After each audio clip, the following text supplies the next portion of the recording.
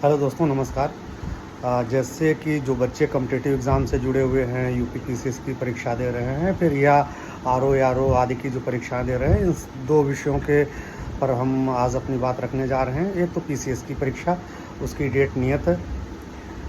वो परीक्षा आपको 6 दिसंबर को होनी है। अगर कुछ प्रशासनिक स्तर पर कोई फेरबदल नहीं हुआ, जैसे कि विधानसभा भी चुनाव होना है उत्तर प्रदेश में, पंचायती राज चुनाव भी होना है, तो दो बड़े चुनाव हैं।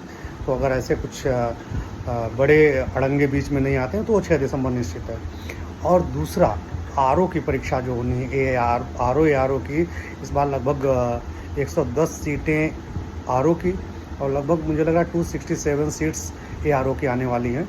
तो ये जो सीट्स हैं, इनका नोटिफिकेशन शायद इस लास्ट अगस्त तक आ जाए। अगर अगस्त लास्ट में नहीं आता है तो सितंबर 10 सितंबर तक आ ही जाना चाहिए, जहाँ तक मेरे पास सूचना है।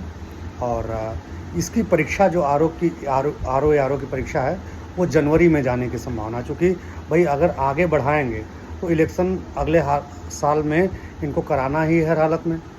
तो अगर आगे बढ़ाते हैं तो उस स्थिति में ये परीक्षा नहीं करा पाएंगे प्रीलिम की, फिर जो मेंस होगा उसका पूरा 2027 चला जाएगा। तो इस वजह से इनकी कोशिश यही रहेगी कि 6 दिसंबर वाली पीसीएस की परीक्षा और आरओ एआरओ की जो परीक्षा है वो जनवरी में करा लें। जब ये परीक्षाएं दो करा लेंगे, 4 महीने 5 महीने का गैप मिलेगा, दोनों परीक्षाओं के लिए अच्छा टाइम मिलेगा बच्चों को। चूँकि जो इलेक्शन होंगे, हो सकता है इनकी कोशिश रहे कि दोनों इलेक्शन 3 महीने के अंदर कंप्लीट करा लें, 4 महीने के अंदर। तो दिसंबर से लेकर के मई जून तक जो है मेंस, पीसीएस का मेंस जाने की संभावना है। और आरओ का मेंस वही अगर जनवरी में परीक्षा होती है तो मुझे लग रहा है कि जुलाई अगस्त में जाने की अगले साल 2027 में संभावना है। तो बहुत अच्छा मेंस के लिए टाइम मिलेगा बच्चों को। तो इस वजह से ये दो सूचनाएं हैं, ये आप लोग जो है अपने ध्यान में रखिए। इसके अकॉर्डिंग आप अपनी तैयारी करिए, क्योंकि आप ये मान के चलिए आपके पास लंबा गैप नहीं आएगा। जब एग्ज़ाम होंगे तो लगातार फिर दोनों एग्ज़ाम होंगे।